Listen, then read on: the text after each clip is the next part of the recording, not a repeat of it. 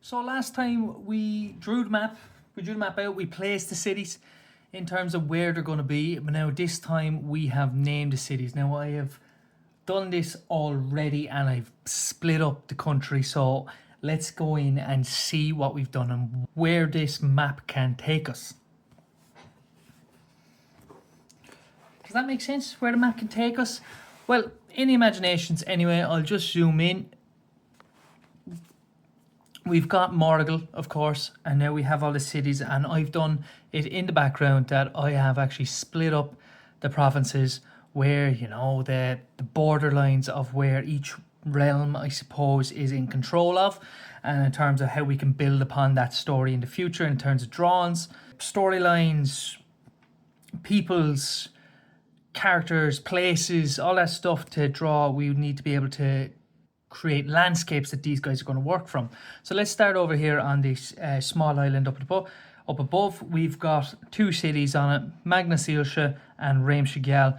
Both are to do with light. So Magna Síolse is the plane of lights and Réimse is the bright realm. So the reason why I went for that up here is because in this land, much like Ireland itself, the phenomenon of the Northern Lights will appear, or at least Morrigal's version of the Northern Lights. Over the last couple of years in Ireland, that has actually now become possible to see from our country, especially on clear nights, even me in the south of the country. So up north and in places like Donegal, will be able to see the Northern Lights when they're effective. You used to have to go to like Scandinavia and stuff like that.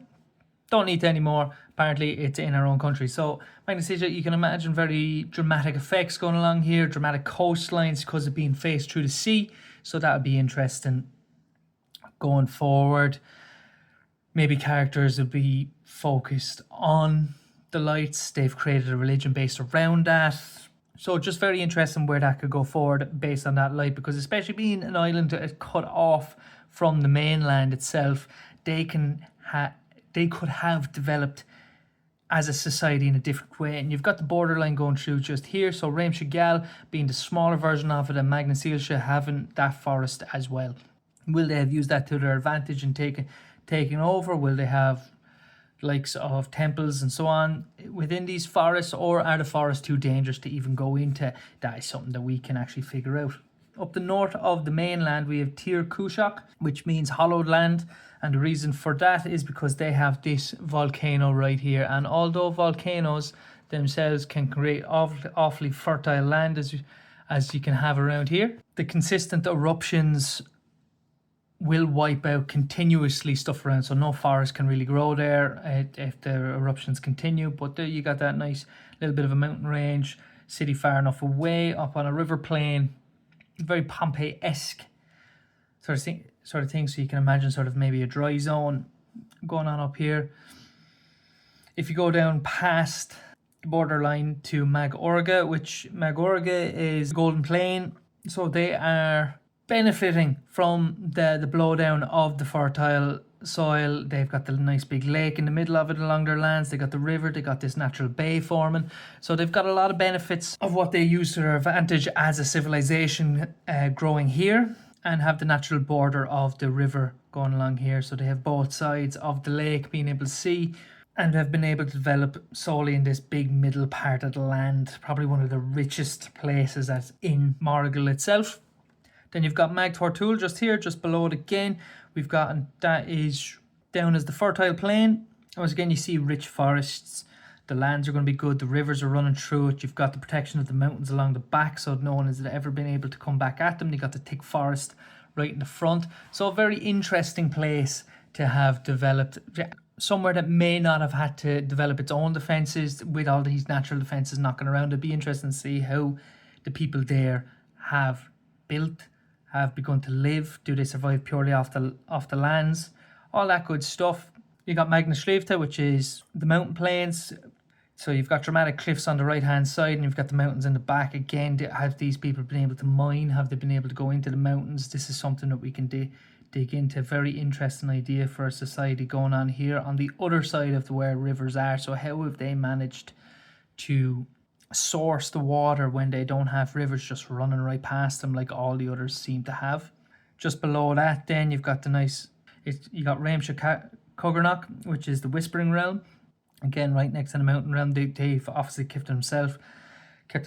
They have this lovely river delta going on right next to it.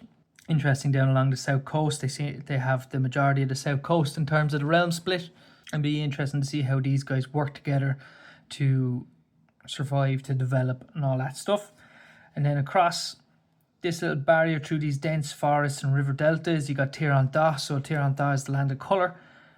When you have thick forests, deltas, you will get life. You will get dramatic landscapes, a very picturesque area. I'm thinking Amazon forest just teeming with stuff to be able to dig into there. And they have got like this with then a lovely little split from the sea here, looking across the river onto this island itself, which we will get to in a second. So have the people developed to actually break into here? What sort of villages are all along these areas as well, onto situate, because these are just the main cities I've outlined. What is going on inside the land itself, inside each of the provinces? And you've got Réimse Suache, then, which is the turbulent realm. So looking across from Tír Dá, who probably have a picture perfect world, they're looking over here and they're seeing stuff not going right. Did they give themselves the turbulent realm name? Probably not, but Morrigal itself all calls them Réimse Suache. Whether they like it or not, that's up to them. That's up to these guys. Future developments, we'll see what the actual cause of that name was. Then you got Tír Naomhta, which is the hallowed land. So that's the base right in a dense forest right here. So what could be hidden in those forests? Are you looking at temples? Are you looking at religious icons? Are you looking at weird tribal people compared to what are like in the big cities over here? Is this city more a Aztec, Inca style kind of guys? What secrets do these forests have? Who knows? And then you have Tír Dá, which is the land of the impossible land. So what weird and interesting landscapes, people, what's practiced there, what has been the reason to give these places these sort of names? So you've got a holy land, you've got a troubled land, and you've got an impossible land, all based around on one big island just hanging off Morrigal. Feel like a lot of interesting stuff has gone here, interesting wars possibly, but we'll be able to dig into that as further goes along. And then how do you survive as a tiny little island? You're not in the Mag Orga, you're not in the Mag Tortul, you're not Magna Schleifta, you don't have all these cool natural resources. What do you have here, and what do these scribbles mean? The Mag Argid is the silver land, or the silver plain, and what my idea was is how would an island like this be able to survive on its own? And the only way I could think of surviving was having basically a resource that they have the monopoly over. So how is a place like this become Mag Argid? What did they do with it? How did they leverage that to their advantage? I think there might be some interesting trade routes here. Who did they join up with during the times? What are the other bits and bobs? Are they mines? How far do they have to dig in? What did the people do to do that? How do those people get stuff that they need from other people? I think this is kind of an interesting setup. There's a lot to go into throughout this whole world. I feel the splits are good and it leads into very interesting directions to go down. So the next steps will be to dig into some of these. But I feel having these kind of cultures will make this world deep. It will give it interesting storylines to draw along. It gives the possibility of interesting characters to pop up along the way. How are we going to explore this world ourselves? Are we a lone traveller who's going to land in somewhere and start walking around and figuring out what's going on? Are we going to meet people along the way? Or are we going to listen to a retelling of the story? Just interesting ways that this could possibly go. So honestly, if you made it this far, thanks for watching the video once again. This is basically giving us a setup to be able to dig into the land further, give it a bit more meaning. If you found this interesting and how these politics are going to change and affect this land, give the channel a subscribe. Why not? I should be back in a week's time with another chapter on this. We'll go further into detail as we go, and hopefully to create a rich, full world, which has always been the goal for a world building project.